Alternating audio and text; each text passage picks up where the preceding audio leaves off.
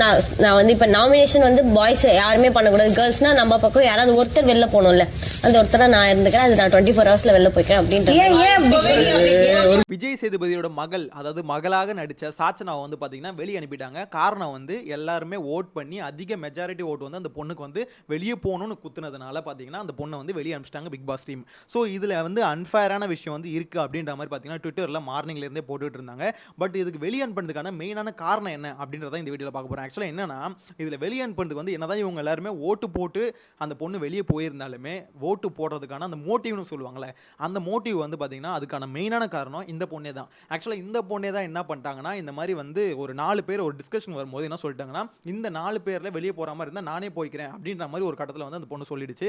So இது வந்து பாத்தீங்கன்னா தேவையில்லாத ஒரு விஷயம். இப்போ அந்த ஒரு பாயிண்ட் தான் பாத்தீங்கன்னா எல்லாருக்குமே மனசுல தோணி இருக்கும், இந்த மாதிரி இந்த பொண்ணு வெளியே போற அளவுக்கு அந்த அளவுக்கு பாத்தீங்கன்னா வீக்கா இருக்கு, ஸோ நம்ம இதுக்கு ஓட்டு போட்டால் எந்த பிரச்சனையுமே இல்லை, அதையே காரணமாக வச்சு நம்ம ஓட் பண்ணிடலாம் அப்படின்ற ரீசன் வந்து பார்த்தீங்கன்னா எல்லாருக்குமே தோணி இருக்கும். ஏன்னா அந்த இடத்துல பார்த்தீங்கன்னா எல்லாருமே சொல்லியிருந்தாங்க, இந்த மாதிரி நீ சொல்லக்கூடாது, வெளியே போகிறேன்னு சொல்லக்கூடாது, இது பெரிய ஆப்பர்ச்சுனிட்டி, இந்த ஆப்பர்ச்சுனிட்டி வந்து நீ யூஸ் பண்ணிக்கணும் அப்படின்ற மாதிரி தான் சொல்லியிருந்தாங்க. ஆனால் அந்த பொண்ணு அசால்ட்டாக சொல்லிச்சு, இந்த மாதிரி இதெல்லாம் ஒன்றும் இல்லை, ஆக்சுவலி நான் வெளியே போகிறதா இருந்தாலும் எனக்கு பிரச்சனை இல்லை, போய்க்கிறேன் இந்த ரீசனுக்காக. அதாவது அந்த 4 பேரில் வந்து வெளியே போகணுன்னா நான் போய்க்கிறேன்.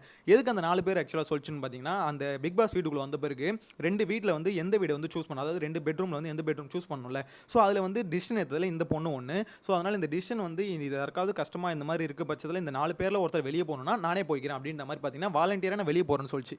இந்த இடத்துல பார்த்தீங்கன்னா எல்லாருக்குமே கம்பல்சரி உள்ளே இருக்கவங்களுக்கு தோணும், அதாவது ஒருத்தவங்களை பாயிண்ட் அவுட் பண்ணி 24 மணி நேரத்தில் வெளியே அனுப்பணும், அதுக்கு ஏதாவது ஒரு காரணம் கிடைக்காதான்னு சொல்லிட்டு எல்லாம் தேடி இருந்தானுங்க.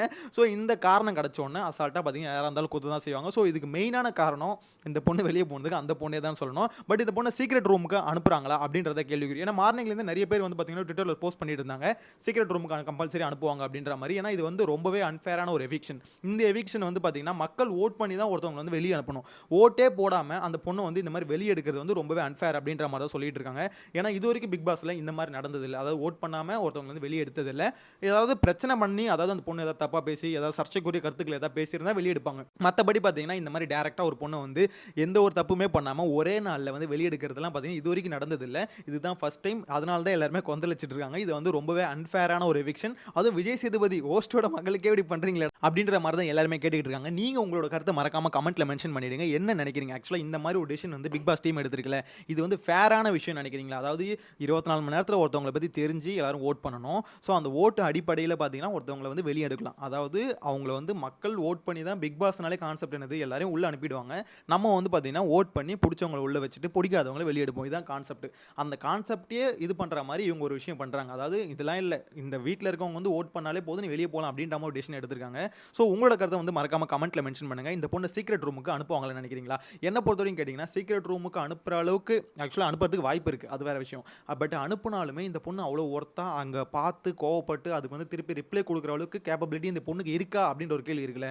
ஸோ அது இந்த டிசிஷன் இந்த பொண்ணு சொல்லிச்சு பார்த்தீங்களா, இப்போ இந்த 4 பேரில் நான் வெளியே போகிறேன், இப்படிப்பட்ட சின்ன பொண்ணு வந்து ஆக்சுவலாக அந்த மாதிரி உள்ளே போயிட்டு அந்த கோவத்தை வந்து திருப்பி காமிக்கிறதுக்குலாம் வாய்ப்பே இல்லை. ஸோ சீக்ரெட் ரூம்னு ஒருத்தவங்களுக்கு அனுப்புகிறாங்கன்னா அவங்க வெயிட்டான ஒரு ஆளாக தான் இருக்கணும். ஸோ அதனால தான் பார்த்தீங்கன்னா சீக்ரெட் ரூமுக்கு அனுப்பிட்டு அவங்க வந்து உள்ளே நடக்கிறதெல்லாம் பார்த்துட்டு திருப்பி அந்த கோவத்தை வந்து வெளியே காமிக்கணும். அப்படிப்பட்ட ஆளை சீக்ரெட் ரூமுக்கு அனுப்புனா தான் நம்மளுக்கு பார்க்கறதுக்கு பார்த்தீங்கன்னா இன்ட்ரெஸ்டிங்காக இருக்கும், பிக் பாஸ் டீமுக்கும் பார்த்தீங்கன்னா கண்டென்ட் கிடைக்கும். பட் இது வந்து பார்த்தீங்கன்னா டோட்டலாக வேற மாதிரி இருக்குது. எனிவேஸ் உங்களோட கருத்தை மறக்காம கமெண்ட்ல மென்ஷன் பண்ணுங்க. சேனலை ஃபஸ்ட் டைம் பார்த்தீங்கன்னா சப்ஸ்கிரைப் பண்ணி வச்சுக்கோங்க. நெக்ஸ்ட் வீடியோவில் மீட் பண்ணலாம். Bye by.